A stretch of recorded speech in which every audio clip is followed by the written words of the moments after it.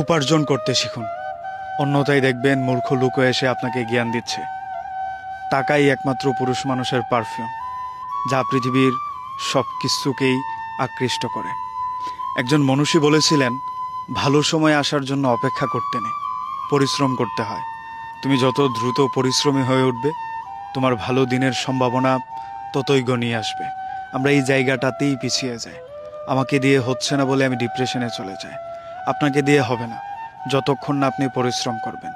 তখন দেখবেন যা তা লোক এসে আপনাকে পরামর্শ দিচ্ছে, জ্ঞান দিচ্ছে। এই জিনিসটা থেকে বাঁচতে হলেও আপনার পরিশ্রম করে উপার্জনে সক্ষম হওয়া উচিত। আমরা সক্ষম হই না বলেই অনেক কিছুই আমাদের জীবন থেকে হারিয়ে যায়, অনায়াসে হারিয়ে যায়। ধরেন একজন মানুষকে আপনি অনেক যত্ন করে আদর করে লালন করতে চাইলেন, সে এই অজুহাত দিয়ে আপনাকে চলে যাবে যে তুমি সক্ষম নও। মানুষকে অক্ষম প্রমাণ করাটা পৃথিবীতে বোধহয় সবচেয়ে সহজ কাজ। আপনি 4 বছর একটা জায়গায় একটা মানুষের পেছনে এফোর্ট দিলেন, সে সেইটাকে নজরদারিতে একেবারেই নেবে না। সে নজরদারিতে নেবে আপনার কাছে কত টাকা আছে, আপনার ভ্যালু কি, আপনি তার জন্য কি ভ্যালুটা অ্যাড করতে পারবেন। দিন শেষে পরিবার হোক, প্রিয় মানুষ হোক, কিংবা খুব কাছের বন্ধুবান্ধব, তাদের জীবনে আপনি কন্ট্রিবিউশন না দিতে পারলে তারা আপনাকে ততটা পাত্তা দেবে না, তারা আপনাকে ততটা ভারীভাবে নেবে না।